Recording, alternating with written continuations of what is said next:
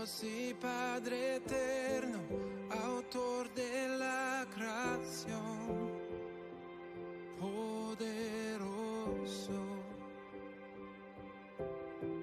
Tu espíritu intervino, el verbo se encarnó. Cristo, tú salvas. Creo en nuestro Dios el Padre y en su Hijo Cristo el Rey. Creo en el Espíritu Santo, Dios tres en uno es. Creo que resucitaste, que nos levantarás. Creo en el nombre de Jesucristo.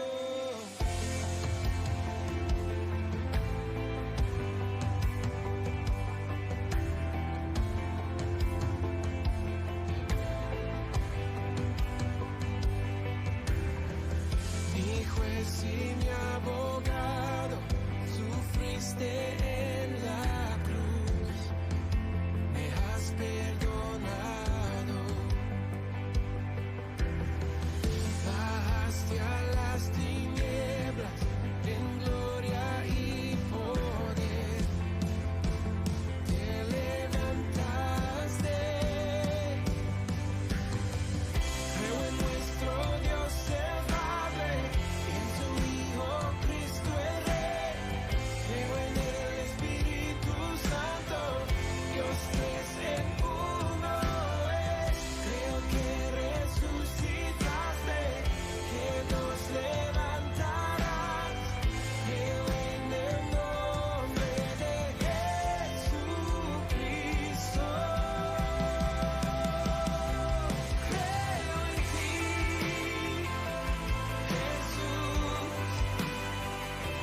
Creo que tú vivo estás. Creo que Jesús es el Señor.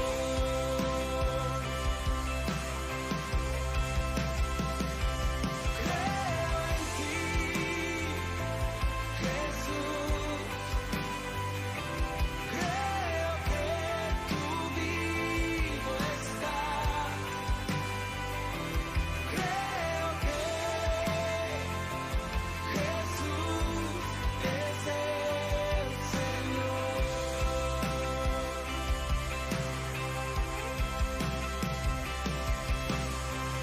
Creo en la vida eterna, creo en la comunión, creo que tu pueblo es uno, creo en tu iglesia, Dios, creo que resucitaremos y en gloria volverás. Creo en el nombre de Jesucristo.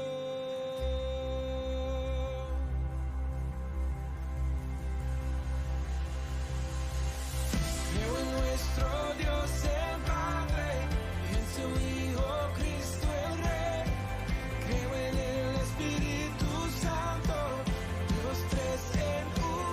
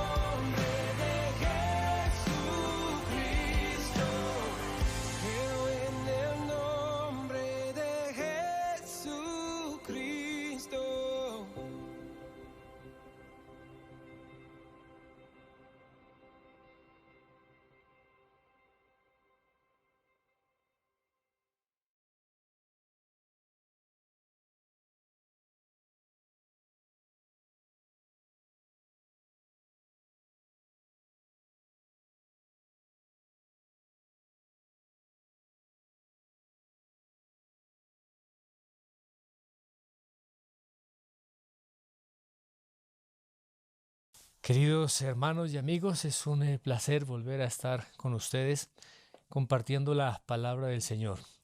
Y hoy continuamos con nuestro estudio del Evangelio según San Marcos y vamos a comenzar con el capítulo 6 de dicho libro.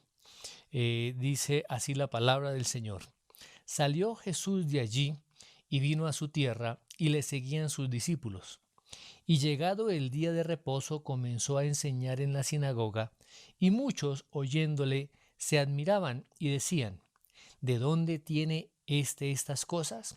¿Y qué sabiduría es esta que le es dada, y estos milagros que por sus manos son hechos? ¿No es este el carpintero, hijo de María, hermano de Jacob, de José, de Judas y de Simón? ¿No están también aquí con nosotros sus hermanas? Y se escandalizaban de él. Mas Jesús les decía, no hay profeta sin honra, sino en su propia tierra y entre sus parientes y en su casa.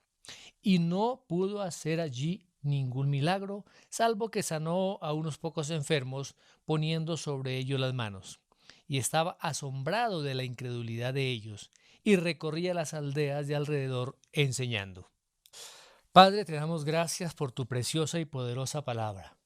Hoy nos ponemos delante de ti para que por tu Espíritu Santo, Señor, sea abierto nuestro entendimiento y que todas nuestras facultades espirituales, Señor, estén atentos a esa palabra poderosa que traes para nosotros y que esa palabra produzca fruto en cada una de nuestras vidas. Yo te doy gracias, Padre, dame también la gracia y la sabiduría para que la exposición de tu palabra sea conforme a tu preciosa y santa voluntad. Te doy gracias en el nombre de Jesús. Amén. El Nuevo Testamento, mis hermanos, relata las múltiples ocasiones en que la gente estaba asombrada por Jesús, pero solamente nos relata dos ocasiones en que él, el Señor Jesucristo, se asombró de la gente. Y en ambos casos este asombro tiene que ver con la fe. En el caso en que Jesús se maravilló ante la fe de estas personas, uno es el caso particular del centurión romano, allí en Cafarnaúm. Ahí en Lucas, capítulo 7, verso 9, dice lo siguiente. Al oír esto, Jesús se maravilló de él y volviéndose dijo a la gente que le seguía, os digo que ni aun en Israel he hallado tanta fe. Pero en contraste a este relato vemos cómo en el pueblo natal de Jesús, en el pueblo de Nazaret, eh, pues él no encontró fe y eso hizo que el Señor se asombrara.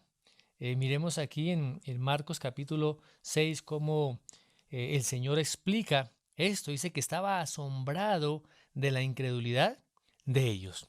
Ahora, la incredulidad es una fuerza muy poderosa y que tiene efectos devastadores, no solamente en esta vida, sino también en la próxima vida. Desde el principio de la humanidad, recordemos que allí en el huerto del Edén, Satanás tentó a Eva para que dudara de la instrucción clara que él le había dado, y ella comió del árbol prohibido.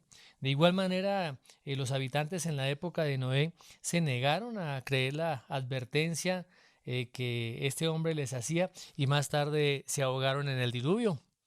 Más adelante, después de la salida del pueblo de Israel de Egipto, nos damos cuenta de la infidelidad de Aarón, que se encarga de hacerle un becerro en forma de oro, y esto dio lugar a que murieran más de 3.000 personas en el pueblo de Israel.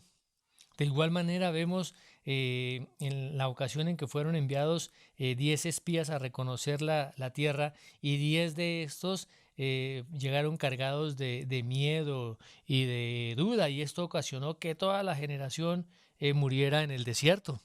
De igual manera vemos también cuando Acán expresó su codicia, robó y guardó eso bajo su tienda, encubrió su pecado, y eso lo que produjo fue que su familia completa muriera.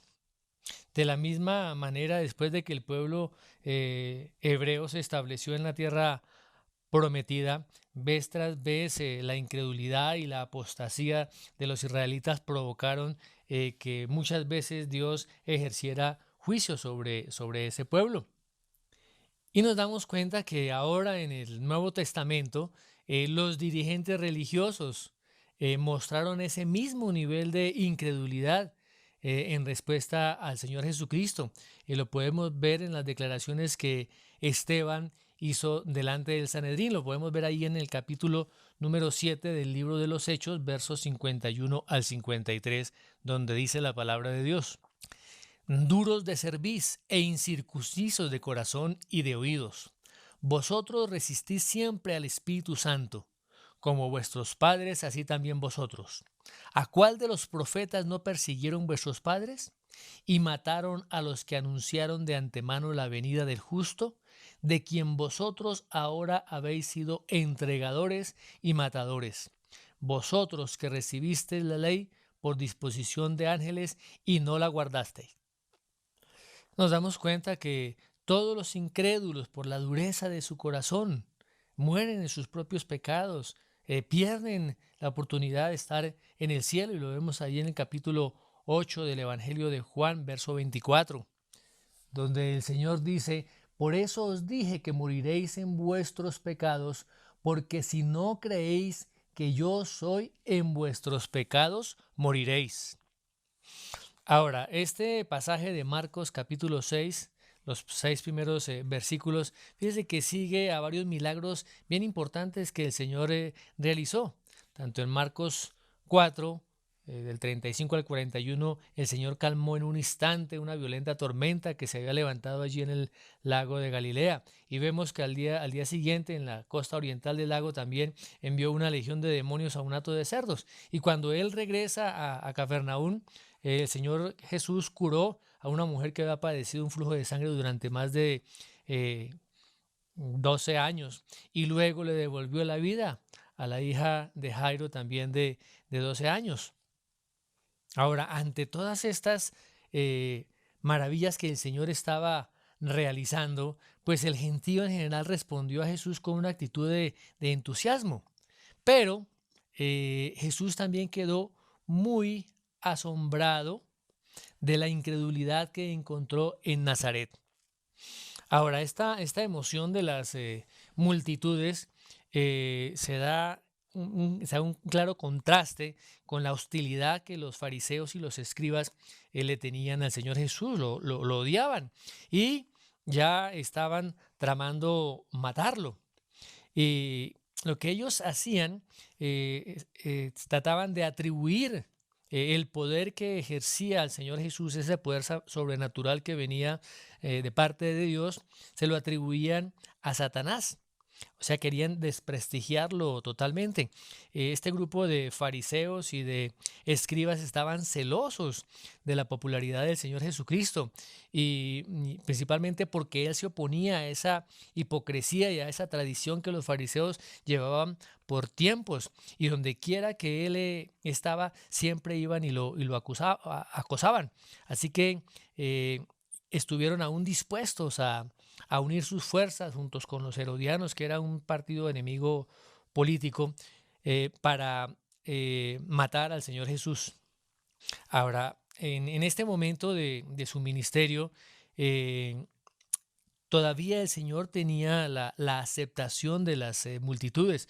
Cuando Él viajaba por las ciudades y por los pueblos, la inmensa mayoría le recibían de manera favorable. Y hubo una gran excepción en su propio pueblo, en Nazaret. Démonos cuenta que los residentes de ese lugar pues conocían a Jesús solo como un carpintero que había crecido, había vivido en esa pequeña comunidad durante más de 30 años, que José y María se habían mudado a Nazaret después de su regreso de Egipto, cuando Jesús era aún un bebé, y él había crecido allí, pasando por las etapas de joven a adulto.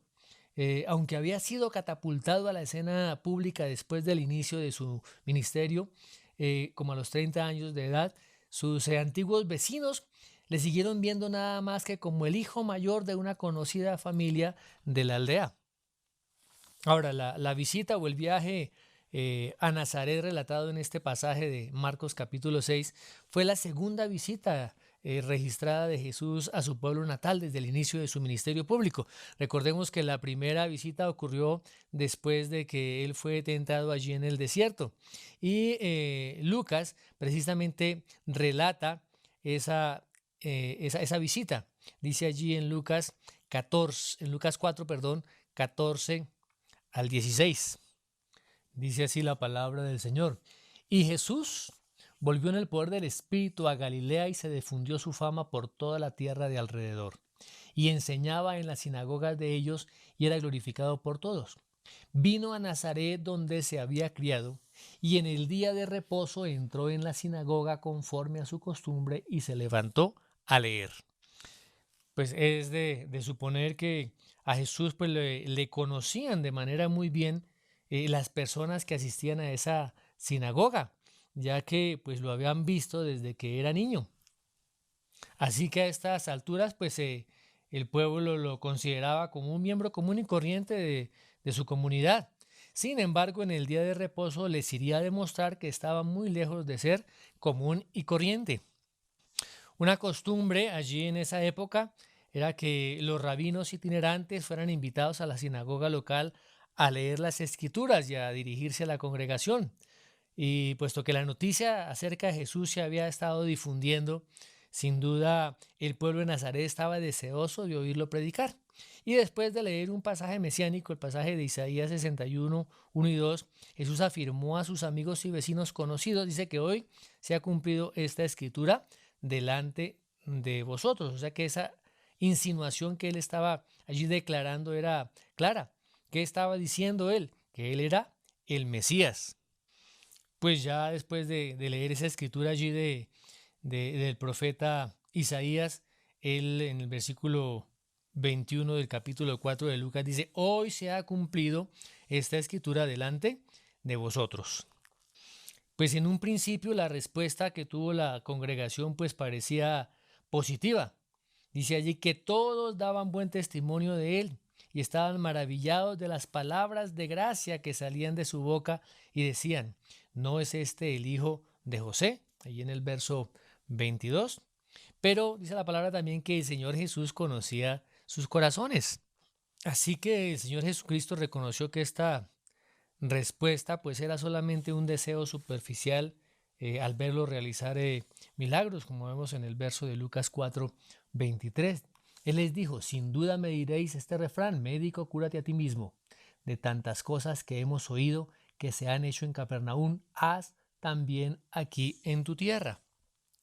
Ahora, cuando el Señor reprende su falta de fe y su hipocresía, comparándolas con la generación apóstata de israelitas que vivieron durante la época de Elías y de Eliseo, ahí en el verso 25 y 26, pues reaccionaron, dando a conocer la verdadera condición de sus corazones. Miremos lo que dice el verso 28 y el verso 29. Dice: al oír estas cosas, todos en la sinagoga se llenaron de ira y levantándose le echaron fuera de la ciudad y le llevaron hasta la cumbre del monte sobre el cual estaba edificada la ciudad de ellos para despeñarle.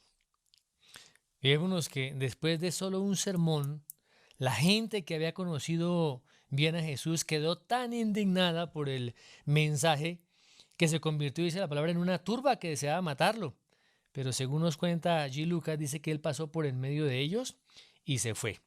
Ahora, pasó tiempo, pasaron meses antes de que Jesús decidiera nuevamente regresar por segunda y última vez a Nazaret. Y dice Marcos: salió Jesús de allí y vino a su tierra. ¿De dónde salió? Pues de la ciudad de Capernaum, donde se encontraba, y fue a su tierra refiriéndose a Nazaret. Hasta ese momento, pues Capernaum había sido la sede principal de su ministerio en Galilea, pero de ese momento en adelante ya no sería así. Los habitantes de la ciudad habían recibido más que suficiente revelación para creer y por tanto serían responsables por haberle rechazado. Ahora, en este momento aún la hostilidad de los dirigentes religiosos era mayor y de igual manera también eh, el palacio de Herodes estaba situado en la cercana Tiberías y era peligroso, ¿cierto? Que el Señor permaneciera mucho tiempo en un solo lugar por periodos largos. Ahora, Nazaret pues está ubicada como a unos 40 kilómetros al suroeste de Capernaum y era un pueblo muy insignificante en la época de Jesús. Su población aproximada serían unas 500 habitantes. Era un sitio tan desconocido, una población tan desconocida que no se menciona ni en el Antiguo Testamento ni en el Talmud judío. Sin embargo, había sido la tierra del Señor por casi 3 décadas. Ahora dice la palabra que le siguieron sus discípulos. Esto indica pues que no era una visita familiar privada, sino que estaba destinada a realizar su ministerio público allí en Nazaret. Y pues él al estar con sus discípulos también los estaba entrenando, también los estaba formando ministerialmente para que enfrentaran el rechazo de corazones endurecidos que caracteriza a los incrédulos. Y la respuesta pues de los habitantes de Nazaret nos revela aquí unas verdades bien interesantes. Vamos a mencionar unas 4 verdades con respecto a este texto. La primera es que la incredulidad ensombrece lo obvio. Miremos lo que dice el verso número 2 del capítulo 6. Y llegado el día de reposo comenzó a enseñar en la sinagoga. Y muchos oyéndole se admiraban y decían, ¿de dónde tiene estas cosas? ¿Y qué sabiduría es esta que le es dada? ¿Y estos milagros que por sus manos son hechos? Démonos cuenta de que a pesar de la violenta respuesta que le dieron los habitantes de Nazaret allí al Señor Jesús en su primera visita, en este segundo viaje dice que llegado el día de reposo, parece que los residentes de Nazaret lo invitaron a enseñar en la sinagoga. Pues por la creciente popularidad del Señor en esa región, en toda Galilea, pues parece que hubo curiosidad en ellos por oírle de nuevo. Pues a nivel humano, pues le conocían muy bien y estaban plenamente conscientes de que desde que Jesús salió de Nazaret para comenzar a predicar y a realizar milagros, pues había causado asombro y estupor en todo Israel. Ahora, pues en esta ocasión no intentaron matarlo como había ocurrido la primera vez, pero sí hubo una indisposición muy fuerte hacia él, o sea, sus corazones no habían cambiado. En ese mismo verso 2 dice que mientras el Señor Jesús estaba enseñando, dice, muchos oyéndole se admiraban. Vemos que cuando los rabinos comenzaban a enseñar, a veces esas enseñanzas eran muy pesadas, eran enseñanzas complicadas. Pero la enseñanza del Señor Jesús dice que era con autoridad, que era con conocimiento. ¿Mm? O sea que la gente se admiraban.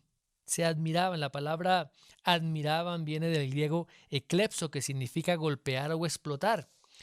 Si usamos pues un lenguaje corriente, pues la enseñanza de Jesús era alucinante para los que oían la palabra. Ahora, no obstante esta admiración que demostraban los oyentes, pues realmente no los llevó a poner su fe en Jesús como el Señor y como el Mesías. Al contrario, endurecieron sus corazones en un rechazo continuo de él, en lugar de reconocer lo obvio. O sea que Jesús exhibía ese poder de parte de Dios. Todos los ciudadanos de Nazaret le cuestionaban la fuente de su sabiduría y de su poder sobrenaturales. Y miren lo que sigue diciendo el verso. Y decían, ¿de dónde tiene estas cosas? ¿Y qué sabiduría es esta que le es dada y estos milagros que por sus manos son hechos? O sea que los habitantes de Nazaret sabían que el Señor nunca había recibido formación para convertirse en rabino. Lo podemos ver ahí en Juan capítulo 7, verso 15, donde dice la palabra, y se maravillaban los judíos diciendo, ¿cómo sabe letras sin haber estudiado? Sin embargo, la enseñanza que daba el Señor Jesucristo era muy clara, era totalmente veraz, tenía una profundidad que sorprendía incluso a los escribas más eruditos de la época. O sea que la experiencia que tuvieron con él los dejó prácticamente sin habla. Ahora, lo que dice aquí con respecto a la sabiduría, o sea, las palabras llenas de sabiduría y las obras, o sea, los milagros que Jesús realizó, pues lo que él estaba manifestando a través de eso, en que todo eso venía de parte de Dios. Ahora, el hecho de que su enseñanza cautivara los corazones y las mentes de las personas, pues esto llenó de envidia y de preocupación a los dirigentes, a los falsos dirigentes religiosos judíos. Allí en Marcos capítulo 11, verso 18 dice lo siguiente: y lo oyeron los escribas y los principales sacerdotes, y buscaban cómo matarle, porque le tenían miedo, por cuanto todo el pueblo estaba admirado de su doctrina. Ahora, más adelante en su ministerio, el Señor Jesús también enseñaría en el templo, pero los principales sacerdotes y escribas procuraban matarle. Miremos lo que dice allí en el Evangelio de Lucas, capítulo 19, versos 47 y 48. Dice así la palabra del Señor: y enseñaba cada día en el templo, pero los principales sacerdotes, los escribas y los principales del pueblo procuraban matarle, y no hallaban nada que pudieran hacerle, porque todo el pueblo estaba suspenso oyéndole. De la misma manera, los milagros de Jesús también eran manifestaciones innegables de ese poder divino. Él estaba restaurando la salud a quienes estaban enfermos, curaba a los leprosos, levantaba a los paralíticos, daba vista a los ciegos, los oídos eran abiertos, los endemoniados eran liberados y daba vida aún a los muertos. Ahora, los vecinos de Jesús allí en Nazaret habían oído hablar de los muchos milagros que él había realizado en la medida que él desarrollaba su ministerio cerca allí de la ciudad de Nazaret y por toda Galilea. Ahora, todas estas señales lo que estaban demostrando era el poder sobrenatural, que estaban confirmando que él era el Hijo de Dios. Eso también lo manifiesta Nicodemo allí cuando tuvo ese encuentro con el Señor Jesús en Juan capítulo 3, verso 2, que dice lo siguiente: este vino a Jesús de noche, o sea, Nicodemo, y le dijo: Rabí, sabemos que has venido de Dios como maestro, porque nadie puede hacer estas señales que tú haces si no está Dios con él. De la misma manera, también el Señor mismo instó a sus críticos a que examinaran sus milagros. Allí en Juan capítulo 10, versos 37 y 38 dice lo siguiente: si no hago las obras de mi Padre, no me creáis, mas si las hago, aunque no me creáis a mí, creed a las obras, para que conozcáis y creáis que el Padre está en mí y yo en el Padre. Un tiempo atrás, el mismo Señor Jesucristo explicó a los dirigentes religiosos esto mismo, allá en Juan capítulo 5, verso 36. Dice lo siguiente: mas yo tengo mayor testimonio que el de Juan, porque las obras que el Padre me dio para que cumpliese, las mismas obras que yo hago, dan testimonio de mí, que el Padre me ha enviado. Ahora, los enemigos del Señor Jesucristo, pues sabían que no podían negar esa realidad de esos milagros. Entonces, ¿qué hicieron? Ellos, de manera terca, ¿sí?, se negaron a reconocer que el poder que operaba a través del Señor Jesucristo era el poder de Dios. Y en múltiples ocasiones lo acusaron de que ese poder venía de Belcebú.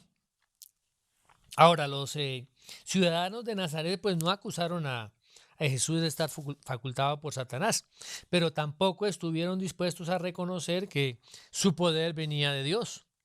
O sea, eso significa agnosticismo o escepticismo. ¿Mm? ¿Que cómo se manifiesta? Pues se manifiesta por la pregunta que ellos hacen. Dice, ¿de dónde tiene estas cosas? O sea que buscaron otra explicación diferente a la explicación más obvia. Y vemos algo semejanza allí en la parábola de los terrenos en la tierra compactada del camino, una tierra que estaba endurecida. De igual manera, estos corazones de estas personas estaban endurecidos, impenetrables por la palabra del Señor, no la recibían. Aunque habían tenido evidencias, muchas evidencias, sin embargo, de manera terca se negaron a creer en Jesús. Muy bien, veamos la segunda verdad, cómo la incredulidad exalta lo que es verdaderamente irrelevante. Dice el versículo 3, la primera parte. ¿No es este el carpintero hijo de María, hermano de Jacobo, de José, de Judas y de Simón? ¿No están también aquí con nosotros sus hermanas? Fijémonos que esos vecinos allí de Nazaret no aceptaron lo obvio, el poder que el Señor estaba manifestando, su testimonio de verdad de la palabra, sino que ellos como que levantaron una cortina de humo para justificar su propia incredulidad.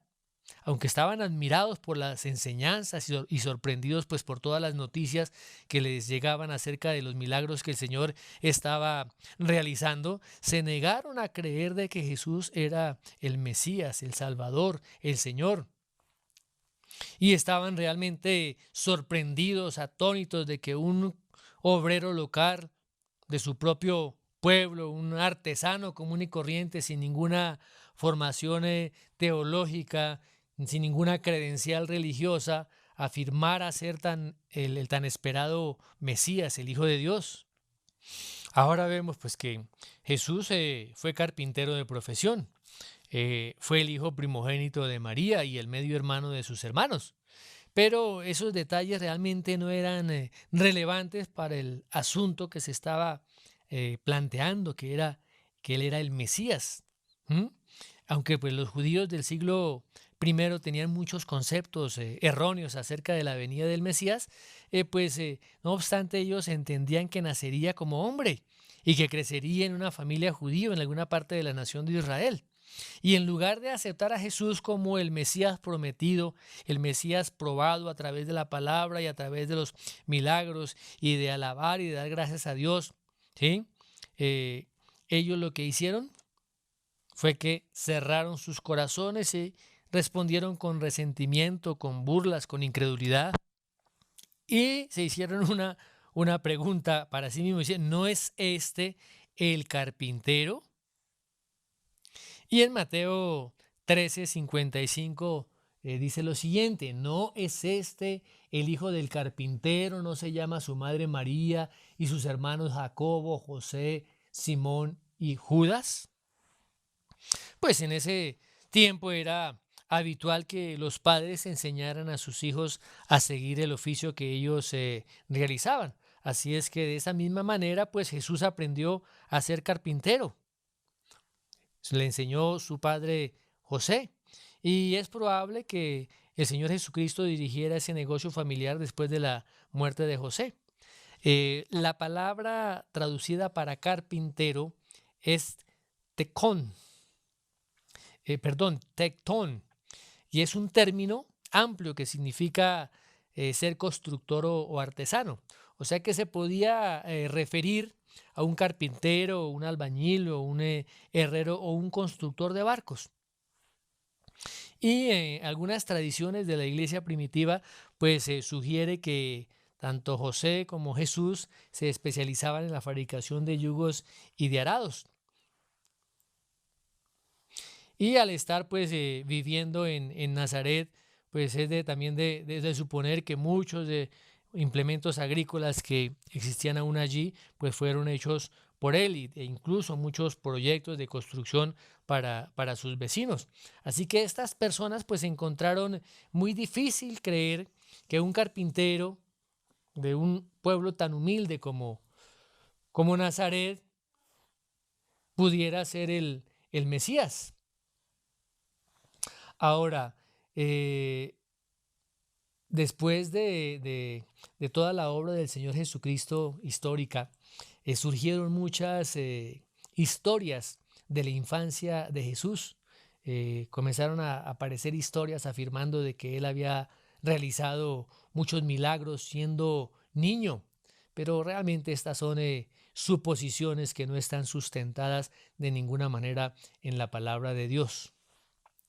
Lo que sí parece ser obvio es que su crianza y su crecimiento fue tan corriente, tan natural para sus vecinos y familiares, que les fue imposible creer que él poseyera esa sabiduría divina y ese poder sobrenatural y que él fuera realmente el Mesías. Y miremos cómo es que ellos lo señalaron, ¿no? Dice que él era el hijo de María. Y este es el único lugar de los evangelios en que se hace referencia a Jesús por medio de ese título. ¿Por qué? Porque pues la costumbre normal judía era que se identificara a un hijo por el nombre de su padre, como lo vemos allí en el capítulo 4 del Evangelio de Lucas en el verso 22, que dice lo siguiente: y todos daban buen testimonio de él y estaban maravillados de las palabras de gracia que salían de su boca y decían, ¿no es este el hijo de José? Bueno, posiblemente se refirieron a María porque José ya había muerto mientras María seguía viviendo aún en Nazaret. También es que es posible que fuera un insulto, ¿sí? Sugiriendo que Jesús había nacido de manera ilegítima. Podemos verlo ahí en el capítulo 8 del Evangelio de Juan, verso 41. Dice así la palabra del Señor: vosotros hacéis las obras de vuestro Padre, hablando del Señor Jesucristo. Entonces le dijeron, nosotros no somos nacidos de fornicación, un Padre tenemos que es Dios. Ahora, cuando se desconocía el nombre del Padre, se llamaba a la persona como hijo de su madre. ¿Mm? Ahora, esta falsa acusación es todavía propuesta por algunos que rechazan hoy en día al Señor Jesucristo. Muy bien. Ahora, sus vecinos en Nazaret no solamente sabían que Jesús era el hijo mayor de María, sino que también sabían que él era el hermano de Jacobo, como dice la palabra allí, de José, de Judas y de Simón. Ahora es probable que en este pequeño pueblo la gente comprendiera también cómo se sentían los hermanos de Jesús respecto a él. ¿Por qué? Porque la misma palabra dice en Juan allí, Juan capítulo 7, verso 5, que ni los hermanos creían en él, que él se hallaba fuera de sí, como dice también Marcos 3:21. Y parece que sus conciudadanos pues tenían esta misma perspectiva. Y hasta después de la muerte y la resurrección del Señor Jesús fue cuando sus medios hermanos se añadieron a la iglesia. Jacobo, ¿m? Jacobo se convirtió en líder de la iglesia en Jerusalén y escribió la epístola de Santiago. Y Judas también tuvo influencia en la iglesia primitiva y él escribió la epístola de Judas. Ahora, para completar esta imagen familiar, fíjese que los ciudadanos de Nazaret también hicieron otra pregunta. Dicen, ¿no están también aquí con nosotros sus hermanas? O sea que Jesús tenía hermanos, que son mencionados aquí 4, y por lo menos 2 hermanas. Ahora, esto pone al descubierto la mentira de la doctrina de la Iglesia Católica Romana de la virginidad perpetua de María. O sea que María dio a luz por lo menos 6 hijos más después del nacimiento de Jesús y lo declara la palabra de una manera transparente. Ahora, al mencionar tanto la ocupación del Señor Jesús como a su propia familia, esta gente de Nazaret era viendo asuntos irrelevantes que se convirtieron principalmente en piedras de tropiezo para defender su propia incredulidad. O sea, se desviaron de la principal verdad, ¿m? Para rechazar al Señor Jesús como el Mesías. Pues le habían conocido como el hijo del carpintero que todos conocían. O sea, no estuvieron dispuestos a aceptarlo porque quién él era realmente, el Hijo de Dios. Muy bien, y esto nos lleva a una tercera verdad, que la incredulidad ataca al mensajero. Mire lo que dice el verso 6, el verso, perdón, 3, la parte B, el capítulo 6. Dice, y se escandalizaban de él. Y el verso 4, mas Jesús les decía, no hay profeta sin honra, sino en su propia tierra y entre sus parientes y en su casa. O sea que la incredulidad envenenó sus corazones. De ese asombro inicial de la multitud, ahora se escandalizaban de él. Y fijémonos que durante la visita anterior o la primera visita que el Señor había realizado a Nazaret, también el pueblo se había escandalizado por afirmar que él era el Mesías y porque confrontó su hipocresía y su incredulidad. Y en esta ocasión pues no se registra el contenido de su mensaje, lo que compartió en la sinagoga, pero sin duda que él tuvo que resaltar verdades que eran parecidas a lo que él enseñó la primera vez. Así que una vez más, otra vez, estas personas en Nazaret estaban indignados. No podían superar el hecho de que alguien tan conocido para ellos como era Jesús, el carpintero, se atreviera a hacer una afirmación tan exaltada o a expresar tan severa reprimenda contra ellos. Ahora, ¿cómo responde el Señor Jesús ante esta ira, ante este resentimiento que ellos estaban manifestando? Fíjese que el Señor Jesús declara un proverbio que era conocido. Verso 4 dice, Jesús les decía, no hay profeta sin honra sino en su propia tierra y entre sus parientes y en su casa. Fíjese que esa afirmación es similar a la que hoy en día se utiliza. La familiaridad engendra desprecio. O sea que Jesús utilizó una progresión aquí de sus círculos sociales, desde el más grande, desde el más amplio hasta el más estrecho. Fíjese que comienza hablando que nadie en su propia tierra, ¿cuál es su propia tierra? En este caso de Nazaret, nadie creía en él. Luego pasa a la familia, su propia familia, entre sus parientes y luego en su casa. Parece que en la casa de él solamente era María la que creía en él. Y como lo dijimos anteriormente, en ninguno de sus hermanos creyeron hasta después de que él resucitara. Entonces lo que estaban diciendo prácticamente estos habitantes de Nazaret es, ¿quién se cree que este tipo es? O sea, no podían creer que él era el Mesías, que había nuevamente venido a Nazaret para confrontarlos, para exhortarlos, mientras afirmaba ser el Mesías. Vemos que Jesús advirtió más tarde a sus discípulos que ellos también enfrentarían persecución pues por causa del Evangelio. Y en muchos casos la hostilidad comienza por casa.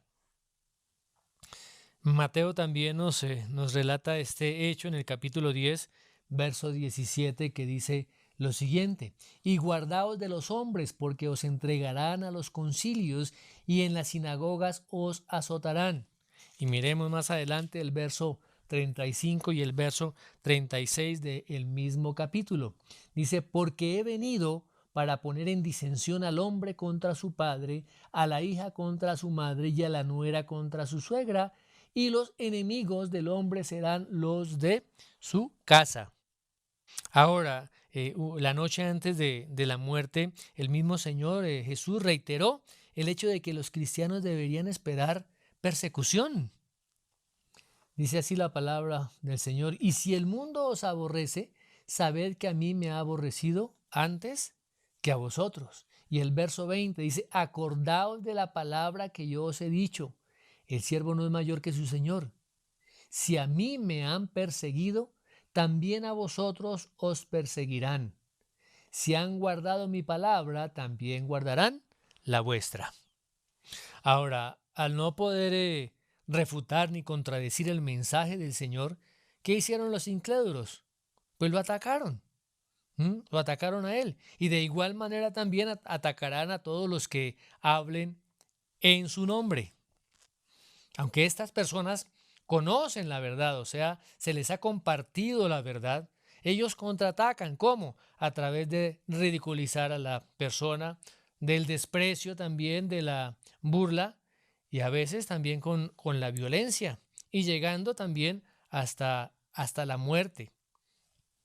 Y fíjese que los fariseos y los saduceos pues recurrieron a este tipo de tácticas. Ellos se negaron a creer en las enseñanzas, ellos se negaron a aceptar los milagros del Señor. Pero como no podían refutarle su sabiduría y su poder, pues ellos idearon un plan para silenciarlo de manera permanente y lo vemos allí, lo encontramos en el Evangelio de Juan, capítulo 11, versos 47 al 53. Dice así la palabra del Señor. Entonces, los principales sacerdotes y los fariseos reunieron el concilio y dijeron: ¿qué haremos? Porque este hombre hace muchas señales. Si le dejamos así, todos creerán en él. Y vendrán los romanos y destruirán nuestro lugar santo y nuestra nación. Entonces Caifás, uno de ellos, sumo sacerdote aquel año, les dijo: vosotros no sabéis nada, ni pensáis que nos conviene que un hombre muera por el pueblo, y no que toda la nación perezca. Esto no lo dijo por sí mismo, sino que como era el sumo sacerdote aquel año, profetizó que Jesús había de morir por la nación, y no solamente por la nación, sino también para congregar en uno a los hijos de Dios que estaban dispersos. Así que desde aquel día acordaron matarle. Muy bien, vemos cómo este plan de los fariseos y de los saduceos posteriormente se lleva a cabo.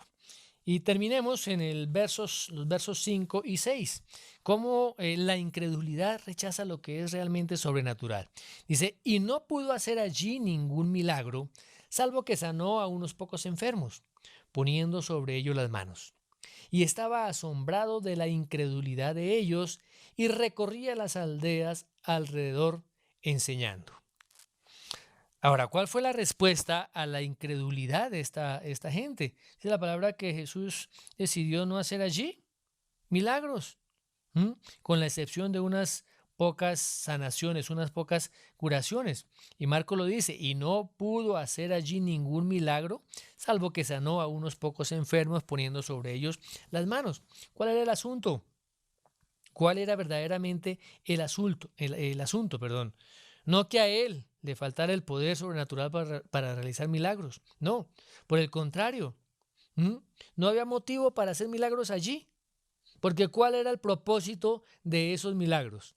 Pues dar testimonio acerca de la verdad y revelarse como el Señor y Mesías y llevar así a los pecadores a la fe salvadora. Ahora, en Nazaret había demostrado ya este pueblo su rechazo. O sea, no había lugar allí para realizar milagros.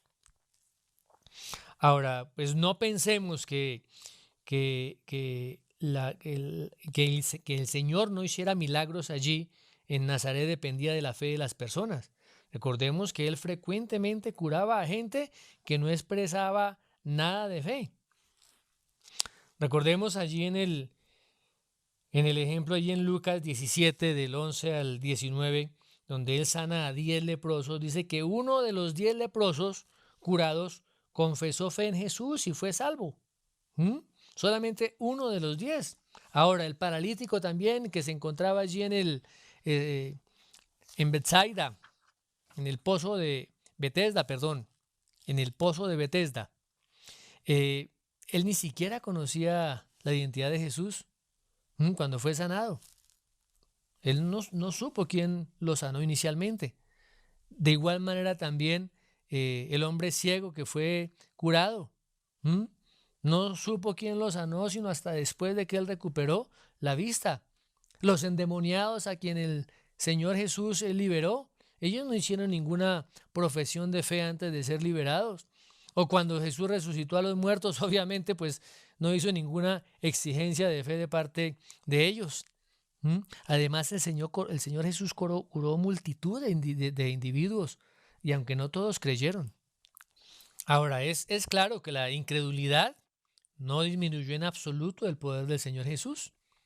Sin embargo, ese corazón endurecido, ese corazón de rechazo, fue tal que no había pues motivo allí para hacer milagros. Por otra parte, también vemos que esa decisión del Señor Jesús de no hacer milagros fue una decisión de misericordia. Si hubiera hecho más milagros allí en Nazaret, pues la condenación que recibirían por rechazarlo sería aún mayor. Para ellos el infierno habría sido peor.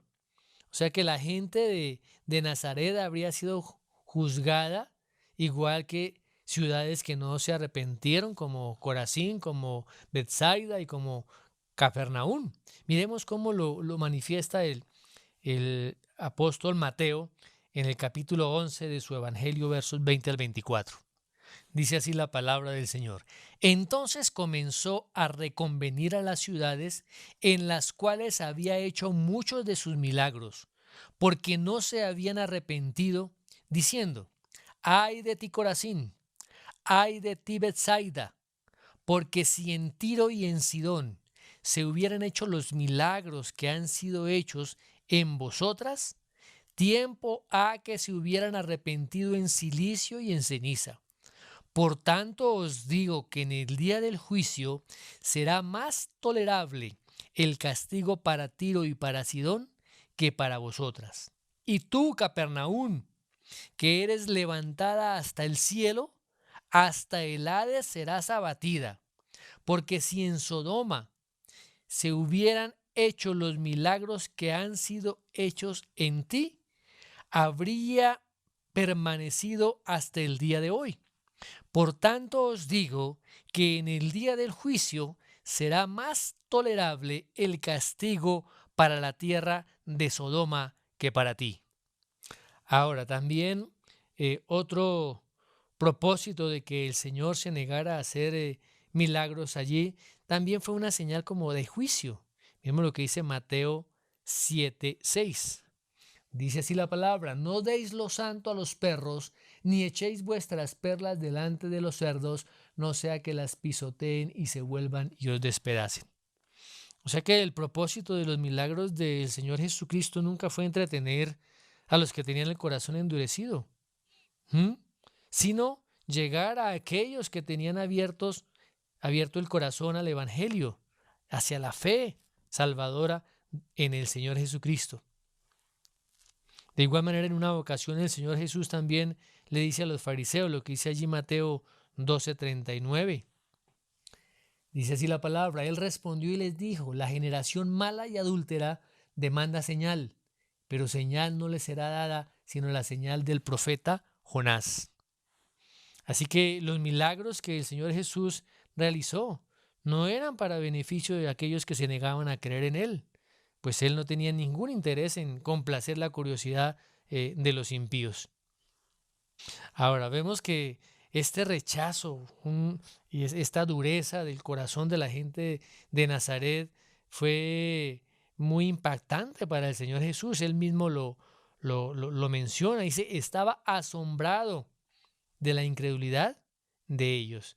Y la palabra asombrado indica que Jesús se estremeció por la falta de fe y la hostilidad que él encontró allí en Nazaret. Durante toda su vida terrenal, él había sido la persona más ejemplar. Él había dado un testimonio excelente en medio de ellos, pero de manera obstinada. No aceptaron que Jesús era el Mesías, el Hijo de Dios. O sea, estaban cegados por un poder, como lo menciona allí 2 Corintios 4, versos 3 y 4, el apóstol Pablo. Dice así, 2 Corintios 4, versos 3 y 4. Pero si nuestro evangelio está aún encubierto, entre los que se pierden está encubierto, en los cuales el Dios de este siglo cegó el entendimiento de los incrédulos, para que no le resplandezca la luz del Evangelio de la gloria de Cristo, el cual es la imagen de Dios. Ahora, esa incredulidad, ¿qué hizo en Jesús? Pues hizo que Jesús mismo los rechazara. Por eso la palabra sigue diciendo, y recorría las aldeas de alrededor enseñando. O sea que él salió allí de ese lugar, salió de Nazaret y comenzó un recorrido de enseñanza en otros pueblos que estuvieran más receptivos allí en esta región de Galilea. O sea que el resultado para los habitantes de su pueblo de Nazaret fue horrible y realmente es trágico. Ahora, hoy en día nosotros, como creyentes del Señor Jesucristo, debemos estar muy atentos a su palabra. Dice que él habla palabras de sabiduría, palabras llenas de gracia, palabras llenas de misericordia.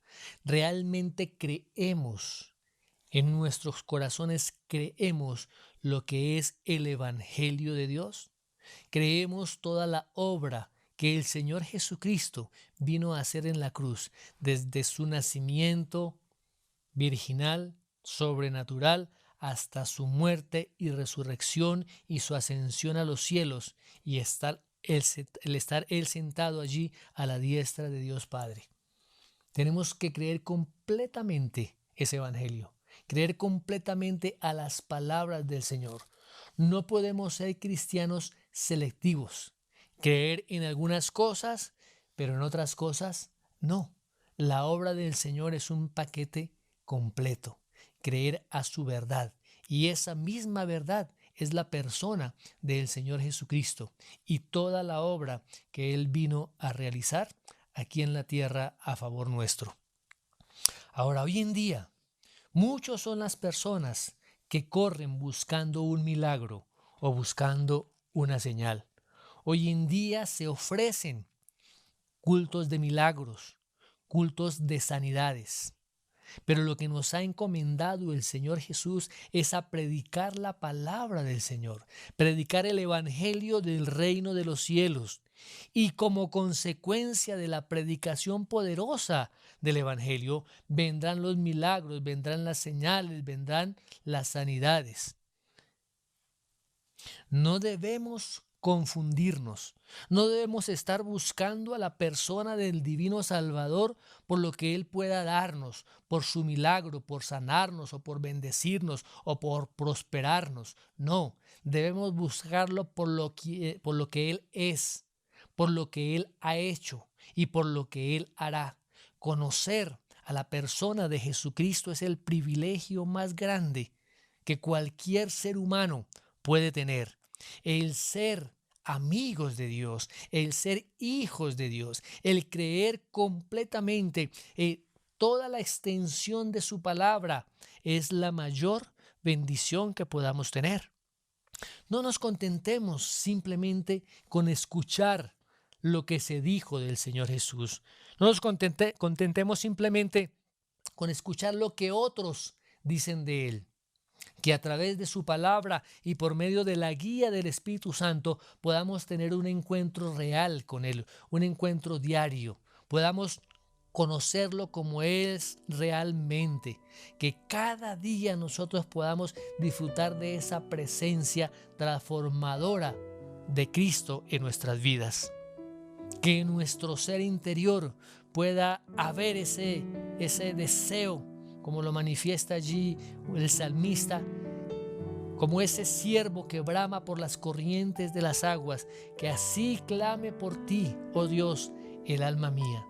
Que todas las cosas de este mundo no nos satisfagan, que todo lo que hay en esta tierra no sea suficiente para llenar nuestros corazones, porque nada de eso, por abundante que sea, por mucho dinero que haya, por muchas posesiones que haya, por muchos placeres que podamos experimentar, nada de eso llena nuestra vida y nada de eso nos va a conducir realmente a la vida eterna.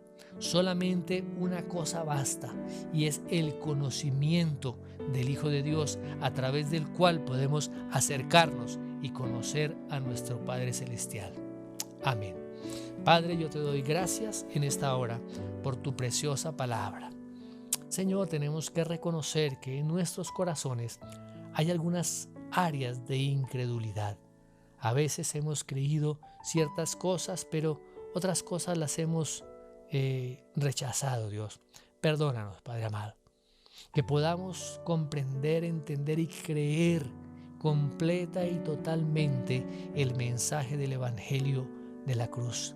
Creer totalmente lo que Jesucristo hizo en la cruz a favor nuestro. Creer totalmente las promesas y bendiciones que a través de ese sacrificio tan cruento Él realizó a favor nuestro. Y que de igual manera, Señor, ese sacrificio nos lleva cada día, Señor, a demostrar, a mostrar que somos tus hijos.